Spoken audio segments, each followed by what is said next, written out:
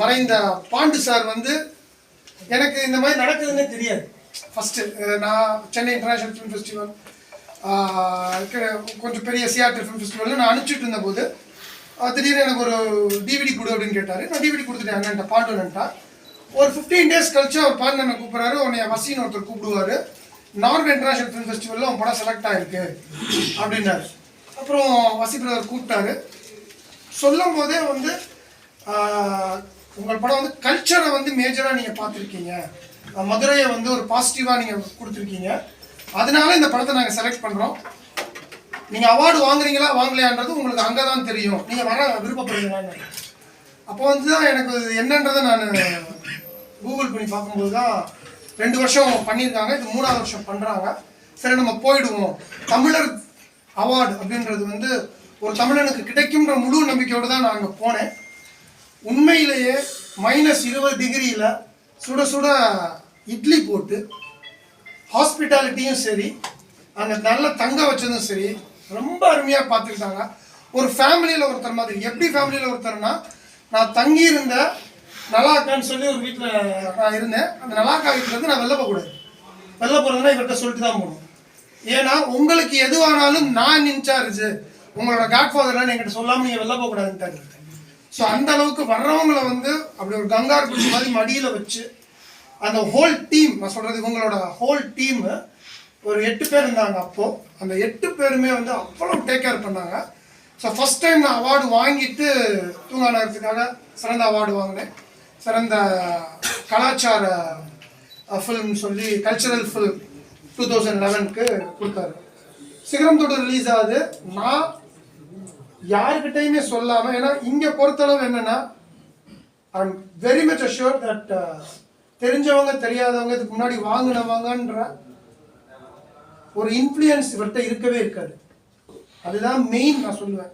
ஏன்னா ஒரு தடவை போயிட்டாங்க அப்படின்னா அவங்கள கூப்பிட்டு இன்னைக்கு ஓப்பனாக நான் சொல்கிறேன், இன்னைக்கு அவார்டு ஃபங்க்ஷன் அப்படின்றது எப்படின்னா அந்தந்த சேனலுக்கு போகிறவங்களுக்கு அவார்டு, நீ போகலைன்னா அவார்டு கிடையாது. ஏன்னா நானே ஒரு 4 சேனலுக்கு போகலை, அதனால் அவார்டு கொடுக்கல, டேரெக்டாக அவங்களே சொன்னாங்க. ஸோ ஹீரோவோட என்னோட ஹீரோயினோட ஒரு இயக்குனர் கேமராமேன் எல்லாரும் சேர்ந்து அந்த அவார்டு ஃபங்க்ஷனுக்கு போனால் அவார்டு கொடுத்துருவாங்க. வேற இங்கே அது எதுவுமே செல்லுபடி ஆகாது. சிகரம் தொடு நான் அனுப்புகிறேன், அதுவும் புது டீம், இவர் அது உள்ளே வரமாட்டார், புது டீம் பார்த்து டென்மார்க்கு பாரிஸ்னு ஒரு 5 பேர் குழு வந்து உட்காந்து படம் பார்த்து இந்த படத்தை பெஸ்ட் சோஷியல் அவேர்னஸ் அவார்ட் கொடுக்கலாம் அப்படின்னு சொல்லி, அப்போ கூட இவர் கூப்பிடலை, இவர் எனக்கு ரொம்ப தெரியும், ஆனால் இவர் கூப்பிடலை. எங்கள் டீம்ல இருந்து ஒருத்தர் கூப்பிட்டு இந்த வருஷமும் உங்களுக்கு அவார்டு கன்ஃபார்ம் ஆகிருக்குன்னாங்க.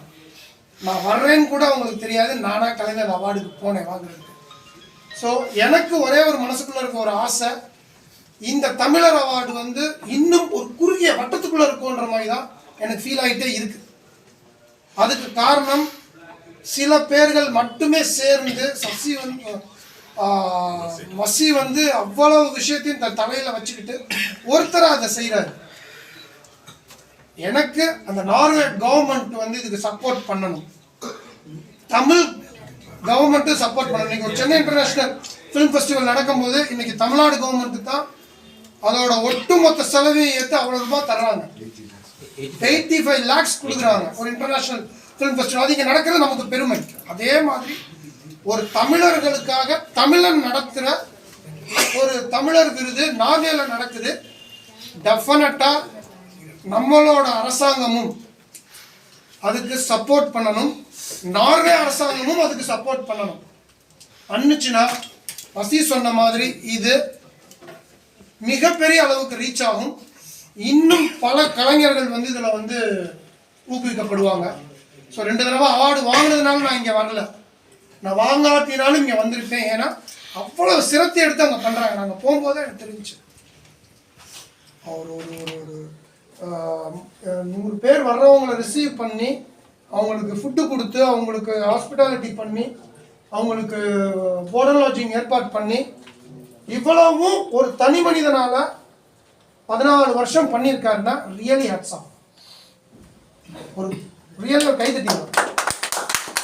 எவ்வளவு சிரமத்தில் இருக்காருன்றதும் எனக்கு தெரியும், எவ்வளவு கடல்ல இருக்காருன்றதும் எனக்கு தெரியும். ஸோ ஒரு தமிழனா நான் இங்க என்னால் முடிந்த சப்போர்ட் இந்த நார்வே தமிழ் திரைப்பட குழுவுக்கும் வசிக்கும் என்னைக்குமே இருக்கும். ஆனால் ஊர் கூடி தேர் இழுக்கணும், அதுக்கு கவர்மெண்ட்ஸ் சப்போர்ட் பண்ணணும். இந்த மீடியாக்கள் மூலிமா அது போய் ரீச் ஆகும்னு நான் ஸ்ட்ராங்காக நம்புகிறேன். இந்த வருஷமும் மிகப்பெரிய வெற்றி அடையணும். இந்த 15வது விழா 16வது விழாவுக்கு அடுத்த ஒரு தரமான படத்தோடு நானும் வருவேன்னு இங்கே வந்து ஊர்ஜிதப்படுத்திக்கிறேன். எல்லாருக்கும் வணக்கம், வாழ்க வளமுடன், நன்றி.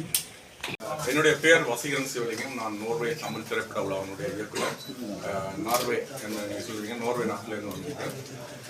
இந்த எங்களுடைய திரைப்பட விழா கடந்த 14 வருடங்களாக மிக சிறப்பாக நடைபெற்று இந்த அடுத்த வருஷம் 15வது ஆண்டு விழா. அந்த வகையில் தான் எல்லாரையும் அழைச்சிருக்கோம் எனக்கு சிறப்பாக. கடந்த 14 வருடங்களாக தமிழ் சினிமாவினுடைய போக்கையை மாற்றக்கூடிய வகையில் இங்கே திரைப்படங்களை உருவாக்கிய எங்களுடைய படைப்பாளிகள், தமிழ்நாட்டில் இருக்கிற படைப்பாளிகளாக இருக்கும், உலகம் முழுக்க இருக்கிற படைப்பாளிகளாக இருந்தாலும் அனைவருக்குமே சரியான அங்கீகாரமும் சிறந்த பாராட்டுகளையும் தொடர்ச்சியாக நாங்கள் கொடுத்து வருகின்றோம். உலகத்திலே இன்றைக்கு தமிழர்களுக்கென்று தனித்துவமாக இருக்கின்ற ஒரே ஒரு தமிழ் திரைப்பட விழா, அனைத்து மக்களாலும் பல நாடுகளாலும் அங்கீகரிக்கப்பட்ட ஒரு திரைப்பட விழாவாக நோர்வே தமிழ் திரைப்பட விழாவும் தமிழர் விருதுகளும் இன்றைக்கு வழங்கப்பட்டு வருகின்றது, அங்கீகரிக்கப்பட்டு இருக்கின்றது. அந்த வகையில் தமிழ்நாட்டில் இருக்கிற கலைஞர்களை, அது சிறியவர்கள் இல்லாமல் வளர்ந்து வரவர்களுக்கு இல்லாமல் வளர்ந்த கலைஞர்கள், வளர்ந்து வருகின்ற கலைஞர்கள் அனைவரையும் அந்த படைப்பின் தரம் கருதித்தான் எங்களுடைய திரைப்பட விழாவில் நாங்கள் படைப்புகளை தெரிவு செய்வோம்.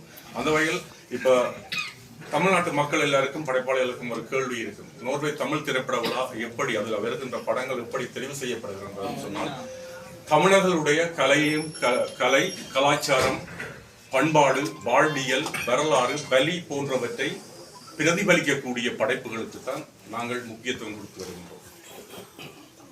அதாவது கேளிக்கை அல்லது என்டர்டைன்மெண்ட் சொல்ற அந்த அப்படியான படங்கள் 1 அல்ல 2 படங்கள் தான் எங்களுடைய திரைப்பட விழாவில் தெரிவு செய்யப்படும். அதற்காக ஆர்ட் பிலிம், இது கலைப்படைப்புகளுக்கான மட்டும் நடத்தப்படுகிற திரைப்பட விழாவும் அல்ல. நாங்கள் தொடர்ச்சியாக, நீங்கள் அதாவது கூகுளில் நீங்கள் எல்லாம் சர்ச் பண்ணி பார்த்தீங்கன்னா தெரியும், கடந்த 14 வருடங்களில் குறைந்தது 150லிருந்து 200க்கும் மேற்பட்ட பல்வேறு தரப்பட்ட கலைஞர்கள் நோர்வே நாட்டுக்கு வந்து போயிருக்கிறார்கள். அவர்களுக்கான அங்கீகாரமும் வழங்கப்பட்டிருக்கிறது. நோர்வே அரசினாலும் மற்றும் வேறு நாடுகளில் இருந்து வருகின்ற இயக்குநர்களாலும் வழங்கப்பட்டிருக்கு. அதற்கு உதாரணமாக இங்கே நிற்கிறார்கள். அதாவது கௌரவ் இருக்கிறார், இயக்குனர் கௌரவ். அதே மாதிரி ஜாத் செயல் நடித்தவர் இருக்கிறார் சேவன். இங்கே சர்வி என்று சொல்லி டூ ஓவர் என்ற படத்தில் பாடியிருக்கிறார். இந்த கிட்டத்தட்ட 200க்கும் மேற்பட்ட விருதுகள் இன்டர்நேஷனல் சர்வீஸ் சேவையை வாங்கினவர். அதே மாதிரி நோர்வே தமிழ் திரைப்பட சிறந்த விழிப்புணர்வுக்கான குறும்படத்துக்கான படத்துக்கான விருது பெற்றிருக்கிறார். சரவணன் தயாரிப்பாளர் அங்கு எங்களோடு இணைந்திருக்கிறார். சிறப்பு என்ற திரைப்படம் எங்களுடைய நோர்வே தமிழ் திரைப்பட விழாவில் இந்த வருடம் சிறப்பு திரைகளாக திரட்டினாங்க. அதனுடைய தயாரிப்பாளர் இயக்குனர் குட்டி ரேவதி அவர்கள். மிகவும் ஒரு தரமான படம். ஸோ அப்படி தரம் வாய்ந்த நல்ல படங்களை இந்த மக்களுக்கு கொண்டு போய் வழங்குகின்ற இயக்குனர்கள், படைப்பாளிகளை கௌரவித்து உலகத்தின் உச்சியில், அதாவது நோர்வே உங்களுக்கு தெரியும் பூமி பந்தில் அங்கே இருக்கிறோம்னு சொல்லி, சென்னையில் வந்து 28 என்ன சொல்றது டிகிரியில் இருக்கு, வந்து நோர்வேல -15-17 இருந்துட்டு நான் இங்கே வந்திருக்கிறேன். ஸோ அந்த வகையில் அந்த நோர்வே நாட்டில் இந்த கலைஞர்கள் எல்லாரையும் நாங்கள் தமிழ் சார்ந்து தமிழர்கள் விருது கொடுத்து கௌரவிக்கிறதுல வந்து எங்களுக்கு பெரிய பெருமையும் பாராட்டும். அதற்காக நானும் என்னோடு இணைந்து 5 பேர் வந்து அங்கே வெவ்வேறு துறைகளில் பணியாற்றினாலும் இந்த திரைப்பட விழாவை தனித்துவமாக நடத்தி கொண்டிருக்கின்றோம். அதற்கு அது சார்ந்த இவர்கள் சொல்வார்கள் மேற்கொண்டு. இந்த வகையில் இங்கே வந்திருக்கிற அனைத்து பத்திரிகை ஊடக நண்பர்கள், இணையவழி நண்பர்கள், வலைவழி நண்பர்கள் அனைவருக்குமே நன்றி. இந்த திரைப்பட விழாவில் நான் முக்கியமாக வந்து நான் வளமையாக 20 சிறந்த திரைப்படங்களை தெரிவு செய்வோம். ஒரு வருஷம் 200க்கும் மேற்பட்ட திரைப்படங்கள் வெளியானால் 20 திரைப்படங்களை தெரிவு செய்வோம். அந்த வகையில் நான் அந்த திரைப்படத்தினுடைய பெயர்களை தருகின்றேன். நாங்கள் இந்த படத்தை தமிழ்நாட்டுக்கான பிரிவில் இருக்கு.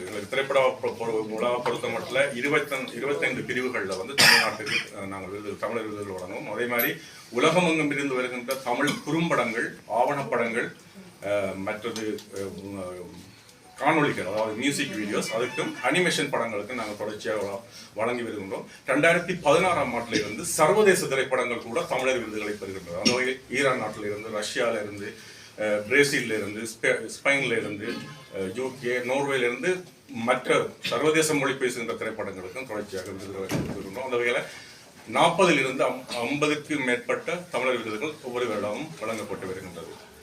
தமிழ்நாட்டில் நீங்கள் பார்த்தீங்கன்னா ஆரம்பத்தில் இருந்து இயக்குனர் சசிகுமார், இயக்குனர் மிஷ்கின், இயக்குனர் சமுத்திரக்கணியண்ணா, அமரர் எஸ்பி ஜனநாதன் அவர்கள், அதே போல அடுத்த ஆண்டு 2011 வந்து வெற்றிமாறன், ராதாமோகன், பிரபு சாலமன், இப்படி தமிழ் சினிமாவினுடைய அடையாளமாக இருக்கின்ற இயக்குநர்கள். அதே மாதிரி கௌரவ் வந்து 2012ஆம் ஆண்டு தூங்கநகர் திரைப்படத்துக்காக விருது வாங்கினார். 2 தடவை வந்திருக்கிறோம், ஒரு தடவை 2 தடவை. ஸோ இப்படி தரமான கலைஞர்கள், தரமான படைப்பாளிகளை இனங்கண்டு அவர்களுக்கான சிறந்த அங்கீகாரத்தை வழங்குவதே உலக தமிழர்களின் பாராட்டாக வழங்கப்படுவதே நோர்வே தமிழ் திரைப்பட விழா. இந்த நோர்வே தமிழ் திரைப்பட விழா வெறும் 40 மக்களோடு ஆரம்பிக்கப்பட்ட திரைப்பட விழா நோர்வேல, உங்களுக்கு தெரியும். இப்போ எப்படி ஒஸ்கார் வந்து இன்றைக்கு அமெரிக்காவில் ஒஸ்கார் எல்லாரும் நாங்கள் ஓடி போகிறோம்னு சொன்னால், நாங்கள் ஒரு அங்கீகாரம்ன்றது எங்களுடைய இன மக்கள் பாராட்ட வேண்டும், வீட்டில் பிள்ளைய நாங்கள் தட்டி கொடுத்து பாராட்டுற மாதிரி அடுத்த அயலவர்களுடைய பாராட்டுக்காக நாங்கள் விரும்பி தவிக்கிறோம். ஆனால் தமிழுக்காக தனித்துவமாக உலகத்தில் இருக்கிற 9 கோடி மக்களுக்கும் ஆக ஒரு திரைப்பட விழான்னு சொன்னால் அது நோர்வே தமிழ் திரைப்பட விழா. அது எல்லாருக்குமே தெரியும். இந்த மீடியாக்கள்ல வந்து கடந்த காலங்களில் இது சார்ந்து பெருசாக விளையாட்டாலும் அங்கங்கே வந்திருக்கும். ஆனால் ஆரம்ப கட்டத்தில் தான் இந்த அடுத்த வருஷம் மிக சிறப்பாக திரைப்பட விழா நடைபெற இருக்கு. வழமையாக வந்து 4 நாட்கள் நடக்கும். நாங்கள் கடந்த காலங்களில் கணக்கில் எடுத்து 2 நாட்களாக, அதாவது காலை 10 மணியிலிருந்து இரவு மாலை 10 மணி வரை 2 நாட்கள் சிறப்பாக நடைபெற இருக்கின்றது. அந்த வகையில் நாங்கள் இதுவரை தெரிவு செய்த ஏன்னா இன்னும் 10 நாட்கள் இருக்கின்றன இந்த ஆண்டு முடிவதற்குள். அந்த ஆண்டு முடியும் போதுதான் நாங்கள் 20 திரைப்படங்களுடைய ஃபைனல் லிஸ்ட் அறிவிப்போம். அன்றைக்கு சிறப்பாக இந்த பத்திரிகையாளர் செய்தி என்ற வழியை நான் அந்த இதை வந்து இன்னைக்கு அறியப்படுத்துகிறேன். அந்த வகையில் அதாவது இந்த ஆண்டு எங்களுடைய குழுவினர் நான் உட்பட பார்த்து தெரிவு செய்யப்பட்ட முக்கியமான படங்கள். அதில் வந்து முதலாவதாக விடுதலை பாட்டு, இயக்குனர் வெற்றிமாறன். அயோத்தி ஆர்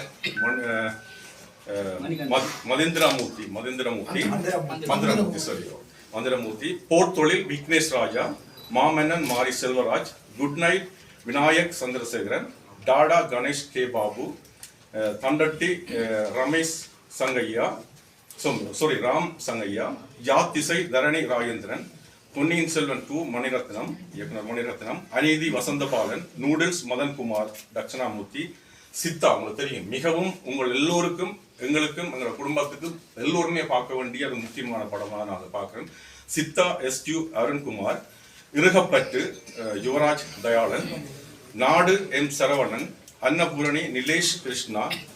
வீரத்தின் மகன், இன்றைக்கு ஒரு படத்தை நான் பார்த்துருக்கேன். அந்த படமும் இப்பொழுது இந்த படத்தை பார்த்துவிட்டு அந்த படமும் இந்த ஆண்டு தெரிவு செய்யப்படுகிறது. அந்த பாட்டு விஜு, அது இயக்குனருடைய பேர் வந்து விஜு.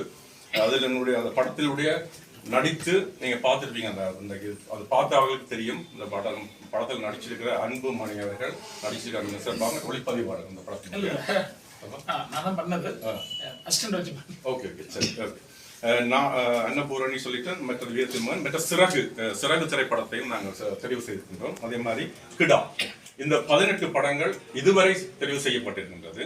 இன்னும் ஒரு 10 நாட்களில் அந்த ஆண்டு முடியும் போது இன்னும் 2 படம் நாங்கள் தெரிவு செய்வோம். ஏன்னா இன்னும் படங்கள் ரிலீஸ் ஆகிருக்கு, உங்களுக்கே தெரியும். அது கடந்த வாரம் வெளியான படங்கள் இந்த வருகின்ற நாளை வழியாக இருக்கிற படம் அடுத்த 21ஆம் தேதி அதையும் பார்த்து இறுதியாக 2 படங்கள், மொத்தமாக 20 திரைப்படங்கள், அதாவது சிறந்த தெரிவாக நாங்கள் தெரிவு செய்வோம். தெரிவு செய்து 15ஆம் தேதி தமிழர் திருநாளில் அந்த தமிழ்நாட்டுக்குரிய 25 விருதுகள் வந்து அறிவிக்கப்படும். அனைத்து பத்திரிகையாளர் செய்தியாளர் மூலம் இங்கு நிச்சயமாக அனுப்பி வைப்போம். அதனைத் தொடர்ந்து குறும்படங்கள் இப்போ பிப்ரவரி மாதம் 15ஆம் தேதி அறிவிப்போம். அதுக்கான முடிவு திகதி, அதாவது நீங்கள் இப்போ கூட அதை பார்த்து கொண்டிருக்கிறார்கள் வந்து குறும்படங்களை அனுப்பி வைக்கலாம். 15/1, அதாவது ஜனவரி 2024 வந்து முடிவு திகதி ஆகும். அந்த குறும்படங்கள், காணொளி, மற்றது ஆவணப்படம், மற்றது இந்த தமிழ்நாட்டு படங்களுக்கான விருதுகளை விட நாங்கள் தமிழீழம், மற்றது டியாஸ்புரான்னு சொல்லி ஒரு கேட்டகரி வச்சுக்கிறோம். அதாவது உங்களுக்கு தெரியும், தமிழர்களுக்கு வந்து இலங்கையிலிருந்து வருகின்ற படங்கள், மற்றது டியாஸ்புராவில் புலம்பெயர்ந்து எங்கேயும்